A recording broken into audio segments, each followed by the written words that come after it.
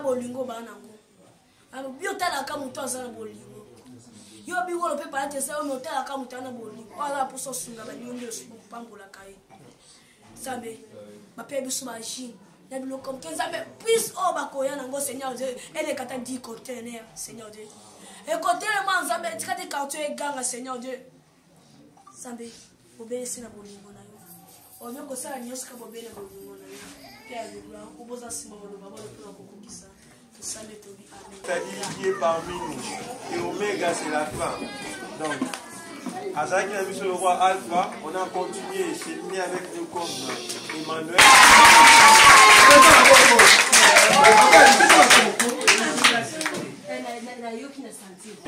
Peu au caberger que nous la posture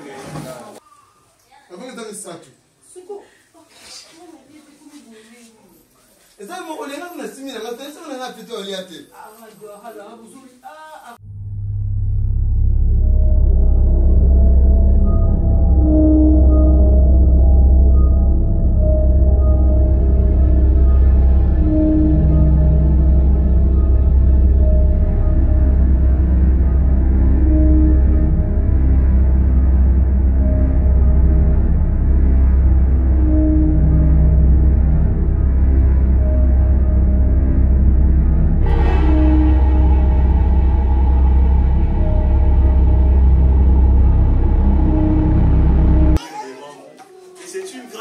d'avoir l'idée de venir vous visiter. Déjà, le fait juste d'avoir une idée, de soutenir, c'est une grâce. C'est comme un ami m'a toujours dit, Dieu nous bénit pour être une bénédiction pour les autres. J'aimerais vous laisser avec cette phrase.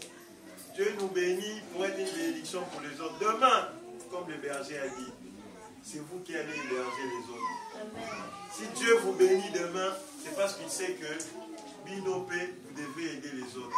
Amen. Il ne va qu'utiliser les hommes. Et c'est par les hommes que nous allons nous entraîner. Voilà. Sans plus tarder, je relègue dans la deuxième étape et aussi la dernière étape, pour ne pas aussi, il est presque l'heure, où nous allons inviter, je pense que M. Bobo va essayer de s'organiser. M. Bobo, c'est aussi un ami humoriste. Il a toujours été à l'écoute. Je pense que Maman Lebele, Toscala Koya, il a toujours été là. Et voilà aujourd'hui, dans le cadre d'un moment de Baka, de Sambeli, de Seki, et comme le thème d'aujourd'hui, c'est Tabanglaza. Alors, Azate, let's share the Joyce. C'est-à-dire, partageons la joie, tout ça. Voilà, tout Kabola, Esemayakiso, Esemayakiso, tout Kabola, tout Kabola, voilà un peu ce qui est plus loin. Et sans plus tarder, Rosa, bon, d'accord. Sans plus tarder, on va avec ces bobos. Aya, Natini Malombo, il y a des interprètes, interprètes, moi, pour tout fabriquer là sur le terrain. Voilà, allez, merci. Très bien. Mon dit que tout ce qu'on a fait, c'est un bon. Mon dit que passer pour voter les secondes de l'histoire. De tout ça, tu peux se faire un bon. Sunga Begle. Oh, non, mais moi, je ne sais pas si je ne sais pas voter les secondes. Donc, on a fait Sunga Begle.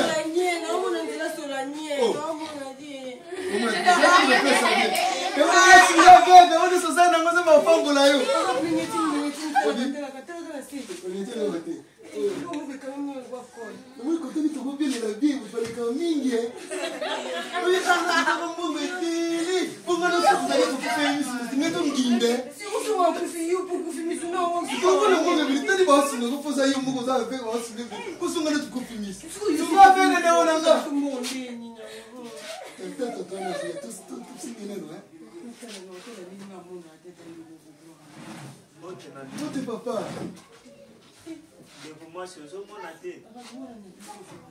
Oui, tu sais, nous sommes. Nous on a pas avec, hein. Donc, oui, Ezanga.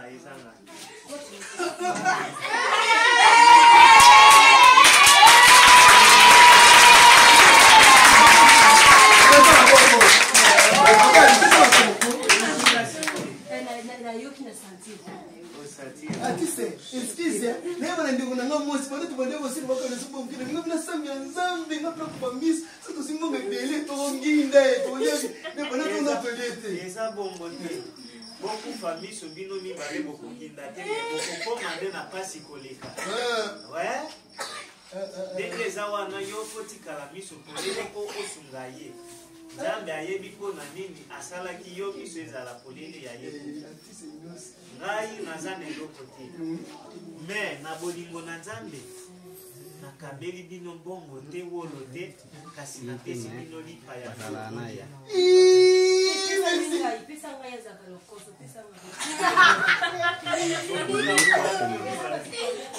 eza misato Papa, nous pas dire non, on peut pas te tu ko simboli ko sa simboli ni nyomo oh yo zumuna akujunda te yo nde mutu okukatela ye mais c'est artiste innocent Nzambe apambola biso ino moni innocent basi motambola mbongo matambola na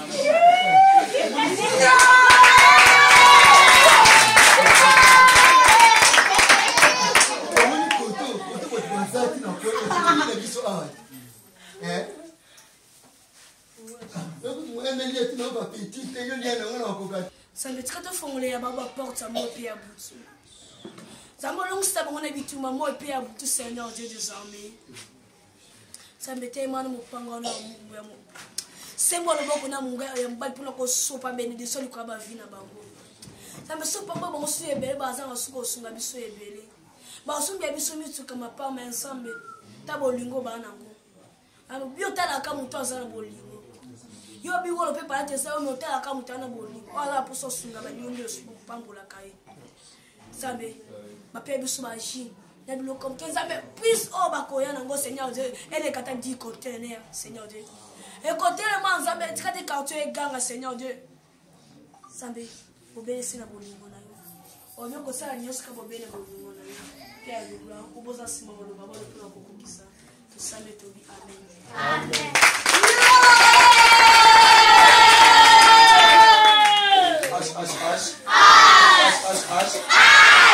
Zabasa ni kuna bayaya. Zaba bambola bango abasela bango ezani. Balela lela te maboko kauka bango te. Onya saluka bango ya butango na bango te baporte. Ala wana wana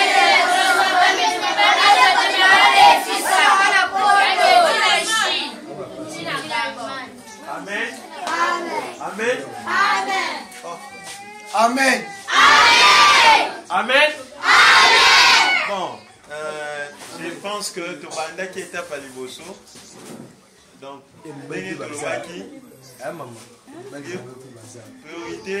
priorité na biso ya liboso za kinini Nzambe. Parce que tout ce que nous faisons, ce n'est que par la grâce de Dieu. Bino lelo muto ya sali yo mabe. Muto ya yibi eloko na yo. Kotinela ka ye moto te meloba nini Nzambe alibisa yo. Toyokani? Amen. Okoloba nini? Nzambe alibisa yo. Voilà. Mutu akoko sala bino mabe lelo. Mutu wana Nzambe te. Asali yo mabe me abomi yo te. Amen. Lelo keleki koboma ezaki. Fo soki obomi nga lelo ata baboti mwana bapesi ye kombo ya ndoi. Est-ce azanga? Aza mutu mususu ya ye na makambo na ye. Ya mondo omoni lelo mutu akoko yiba yo akoko finga yo mais soki abomi yo te etali ngai te. Est-ce que okokufa? Voilà.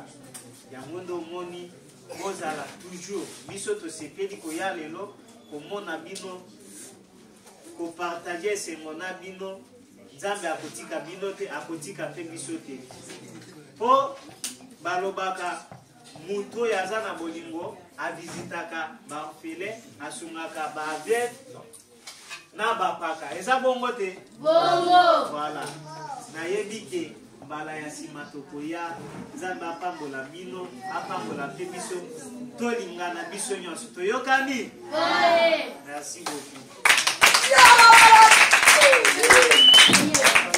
Kena, never. Non, qui n'est pas la limite, trop c'est trop. Balobi na yemba. Na yemba njembodi. Te bino moko moko na te.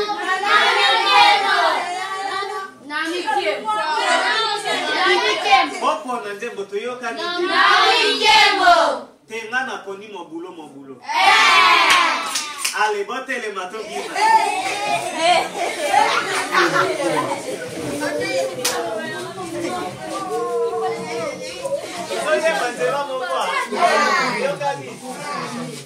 Allez, nani akuba.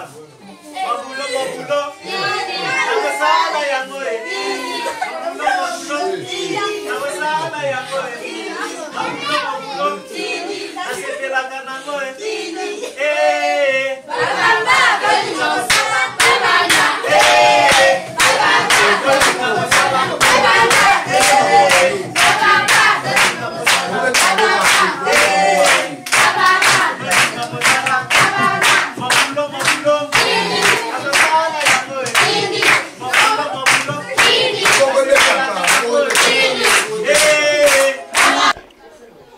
Ouais, bonjour, bonsoir, ça dépend du temps. Esika ezomi bino, ngawa bino BM2.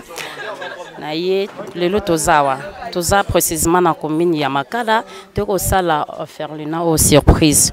To comprendre te to la kay bango loko te donc to bimel bango brusquement. Alors tonto yoka na monoko na bango mo ba biso soki organisation ezayene. Bonjour tonton.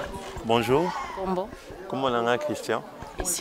Christian Ozana ni poto kutibino a na kati Ferlina a to moni bana to moni biloko bazoka bola pe to moni ba artiste et comédien. Est-ce que vous expliquer biso bien to bezani?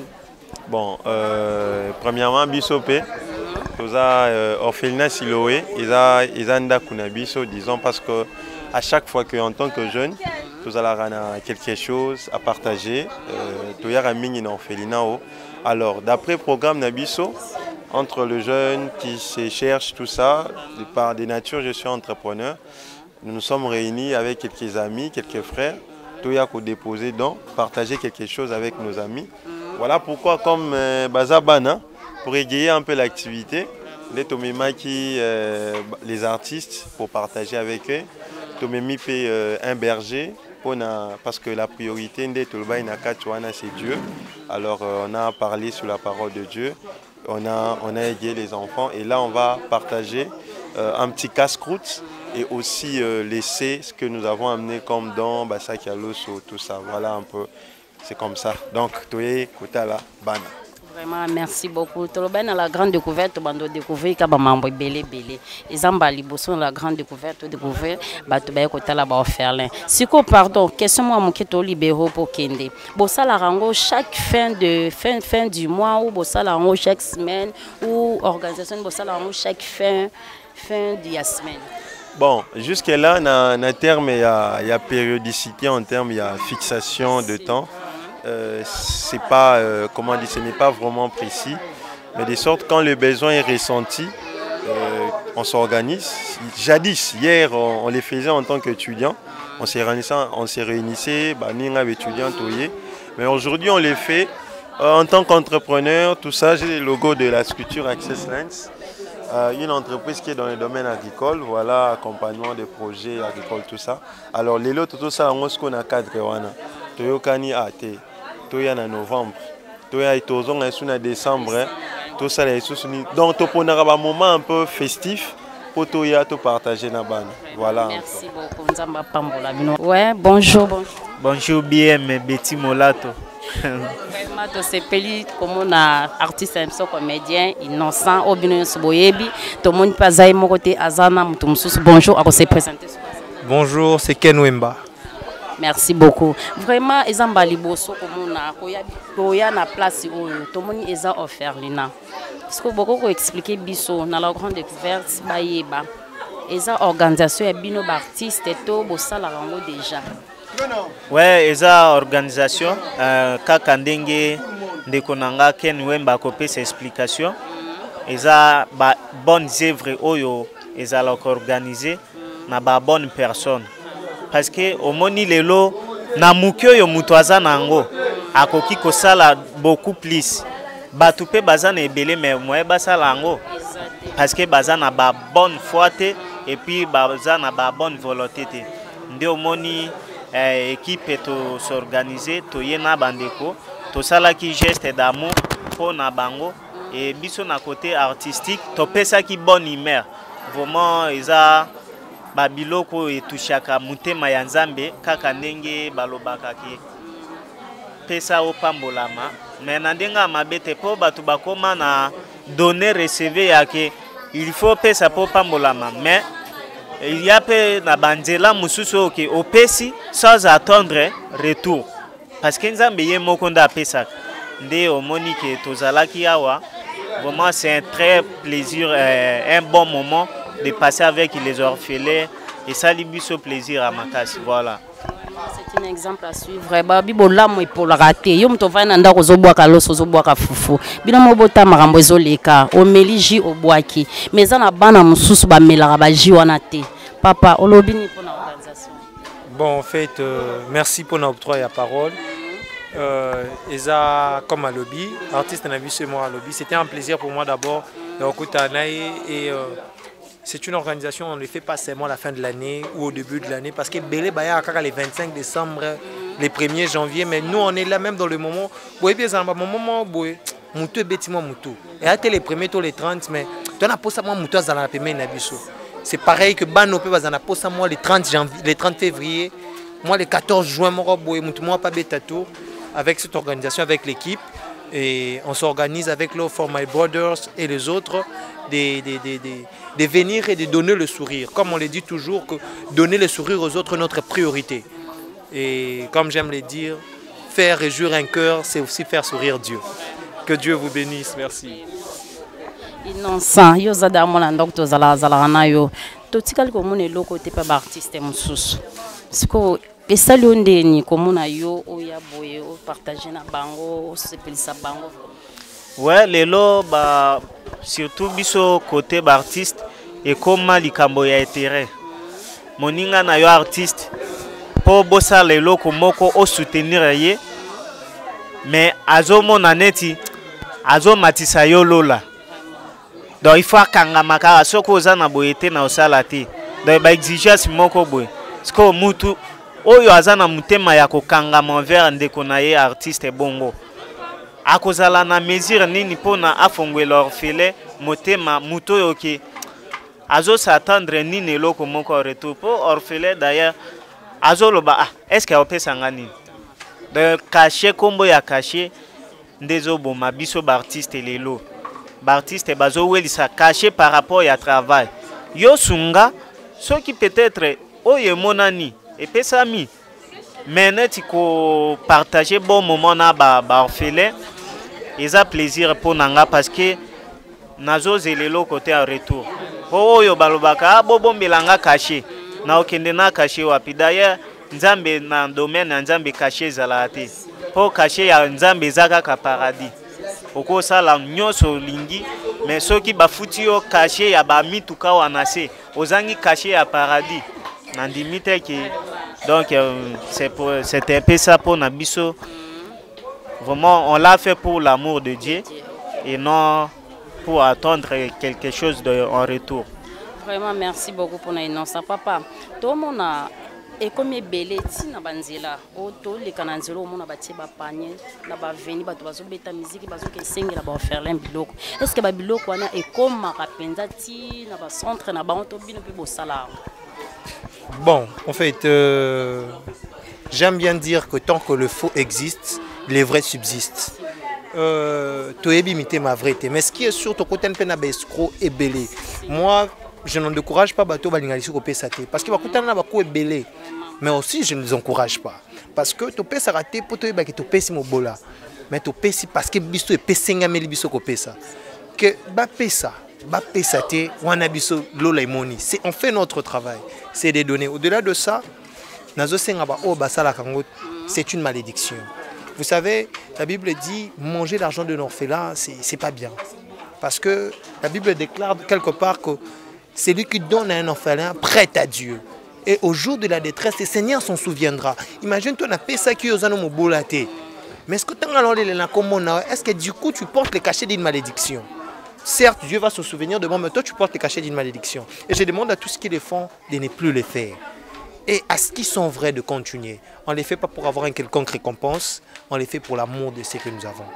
Donc c'est un peu ça. Est-ce que le conseil européen, ça n'a pas tout, ça n'a pas tout, ça n'a pas tout, ça n'a pas besoin de ça, est-ce que l'Europe, ça va au conseil, ça n'a pas tout, ça n'a pas tout, ça n'a pas tout, ça n'a pas tout, voilà, moi je commençais en première secondaire. Ma première année, je n'ai pas mangé depuis la rentrée scolaire jusqu'à la fin de l'année, jusqu'en décembre, depuis septembre jusqu'en décembre. À l'époque, j'étais à Monseigneur Moké à Victoire. Vu que j'avais pris la décision d'aller moi-même sur le terrain, d'aller donner à ces veuves handicapés. Vous savez, il n'y a pas que les orphelins qui souffrent. Il y a des handicapés qui en souffrent. Il y a des femmes, des vieilles femmes, de veuves, de troisième âge qui en souffrent. Les gens sont un peu plus concentrés que par eux. Il y a des gens qui sont dans les hôpitaux, Mabanga, Banane, ils sont plusieurs. Nous, on descend partout là-bas. En prison, ils sont là-bas. Il n'y a pas que de coupables. Ils soient coupables ou pas innocents, nous, on donne pour l'amour de Dieu. C'est ce qui est prioritaire. Comme j'ai dit, love for my brothers, l'amour pour mes frères. Parce que quelque part dans la Bible, on dit... Tu ne peux pas aimer Dieu si tu n'aimes pas ton prochain. Donc, pour montrer qu'on aime Dieu, on aime notre prochain, comme le dit l'artiste. Ce n'est pas les cachets qui comptent. Voilà, c'était un polo blanc, mettant des commissalités. J'ai même enlevé ma veste. Natoki, j'avais des trucs à faire, mais pour ces enfants, pour mes frères, on s'est donné. Et je demande à tout le monde qui sont à la maison, Bilamba Boubokakate, Botumbakate. Et au-delà de tout, quelque chose que Dieu m'a dit, ne donnons pas les déchets, donnons quelque chose de valeur. Posez à tête la main Zulu qui peut faire orphelin. Orphelin pas ça pour sortir la télambasika. Ballon il y a 150 $, il y a 130 $. Nous on préfère acheter un ballon neuf pour Kaboli Penaba. Donc c'est un peu ça.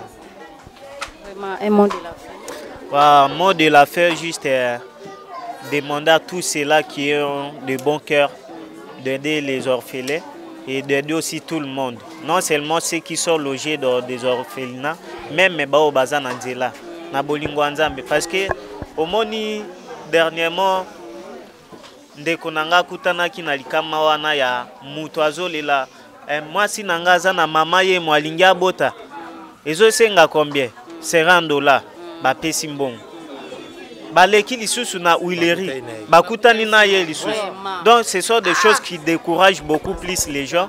Et même c'est là oyo bazo tambola kana bakitunga na baveni balandela mususu jusqu'à ce que bayeko découvrir que il n'a même pas des orphelinats oyo a kendoti kabiloko wana. Et c'est la même chose avec les pasteurs au babandote ya na babis omoni ke komi kosila et avec les toba oyo pe bazoko sa ba orphelinat wana bakosila vraiment et yo toujours l'amour ya kosunga ba approcher na biso. Et kozala bien makasi même ba oyo batele makananzela parce que bazangi ba place ya kozala to sungana et kozala. Ouais, bonjour tonton. Oui, bonjour. To ya na orphelinat mais na kati kuna to monyo jouer na scène moko boye. Est-ce que vous voyez ça biso kozana? Kombo na ngai ya scène eza arabe na bandeko bayebi naza pe moto na ume na monde yango. Ça fait beaucoup de temps tous en milieu artistique yango tout ça li mo loko na innocent pour tout ce qui s'aba orphelin groupe on a travaillé ça comédie show tout ça si c'est boy trop du théâtre to y style où ils ont le long na terrain to travailler na ba groupe ba to sali banzonzi le loko yeba na et comme il faut leur des stratégies pour ba groupe théâtre to comme belé plus de ba 1000 quelques groupe théâtre ça na peka ma bébé. Oui, on a vraiment les affaires mais faté na biso ba artiste comédien côté mutema mabego ma héritage na zo ya on a boya na ba groupe wana sala ba comme ba groupe wana pour ko éviter ma mobile ou mena bosser di na talent na ngai yango c'est pour cela au monde toujours continuer tous na baninga nande ko to joie ki na même moral vie artistique quelque chose tout ça là art tous na ba yaya tous na ba maman na kati na so tous na ba ndeko tous na ba homme de Dieu ma bé trop ils ont un avantage na biso mingi le contraire toujours bon mandé talent na biso toujours bon talent moi journaliste salinga sou bien comme on a to ka vous eno olieno gato batukuna moza salima beti tele pour mes amis tant to yeli batu bi faut to lena bango ensemble pour ba buleber peut-être to cheki sangala gato yeye mtaide gato ouais ndabo toujours les canaux chaîne télévisée moi na tanga ngo ya za te juste to sala ka baimo baimo bagage ils ont passé vraiment très bien au TV comme belé pour nous dans théâtre nous banda 30 minutes 40 minutes à Kolemba mais moi bloc on a biso ba 2-3 minutes nous t'entend avantage on a un téléphone à 50 à 40 moi journaliste vraiment na sepeli na en plus aux noir moko naturel hein pas caméra mais télé vraiment bien à ti beauté mais maman nzamba songa mibala poto balando na oh ya woni gato batukuna bo basala bon on est en compte ya scène bonga to sekisa ba bébé na biso ba yaya na biso ba mona tozola taka image loko to sala vraiment et ça biso bien makasi to bike mbala sima na événement o to ya susu awa to moni adresse pinza eza awa to mona na nzela tende to mona ba tambola biso to moni biso moto bonjour papa. Bonjour maman. Comme on a bien dans la grande découverte, tout ça ben interview presque na bato belé to kutia. Est-ce que vous c'est ce Rosana? Nganga coordonnateur enfin là silo. En tout cas merci mingi. To sepe na acte bo sali ya koya kosunga ba faire les. Siko esali on ndenge nini ko ya awa to monde ba artiste basé belé to tikal ko mona ba na ba idée oyo yenango. Esali on ndeni pour moment de la fin pour le message ne ko lancer na bato voilà. Bon, la personne en beau termine na remerciement mingi. La fondation Access Lang na geste o bakanisi pour na bana. Et belé wala ka biso ba proposer biso ba ya tout le monde a bangoté. Et puis que geste o basali eza première fois eza mba sukati. Et puis que mo nzamba o pesa so ebelé bazanga te kokanisa. Bana bana ba yo fa na silo. En tout cas, ils ont gesté moko esali biso bien makasi. Sikoyo kosunga bango organisation oyo moko to préparer qui on to préparer qui on bien. Tenga monté visionnaire azali azan bureau pour les promoteurs yenda vana région na té pour mope azan offert de père et de mère. C'est quoi la difficulté ni beaucoup tana on a musala au nom aux bon ba difficulté ils a vraiment belé.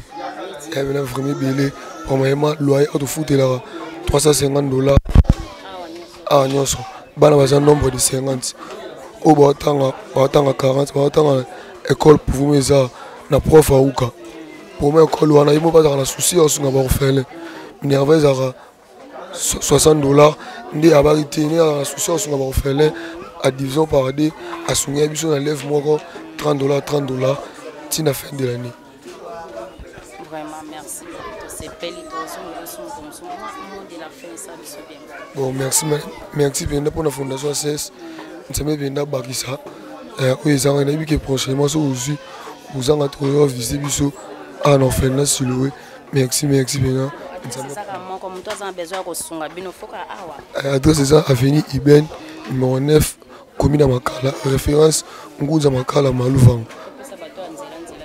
tu vas dans la biso ba contact numéro contact aux WhatsApp 089 53 15 947 090 45 250 78 089 53 15 947 on a au bien besoin mon les visionnaires papa Frank Pouba pour ça promoteur en fait là silo. Pambola bino tout le monde est sur un événement en tout cas tous en bino du cœur merci beaucoup vraiment merci vraiment l'équipe na biso nyonso merci na bayenyo so ba soutenir biso merci na bino ba partager ba tala biso ba pesa biso makasi ko sala musala o to ben na la grande découverte ezande tozo découvrir makambo nyonso o bombana tozo découvrir yo mtoza na ndako bwaka fufu bwaka lo so tala passe ya baninga ba o elagi. En tout cas, sur aux maman, aux papa, nga mo pina zo faire et ça linga passe ya komona événement o to kota to partager émission et ça la bien makasi papa fiston partager l'émission o les émissions GT les émissions makambo zo salema to moni ebele na nzela ba komi ko sala ki escroquerie ko lia na sima ya ba faire alors place to kwei awa eza penza makambo ya solo eza réalité référence na bango eza yango ko pesa blo na balabala te ba pesi numéro de téléphone ya ko tikela bango en tout cas merci beaucoup to mona na prochain événement to zana bango susu awa merci bye.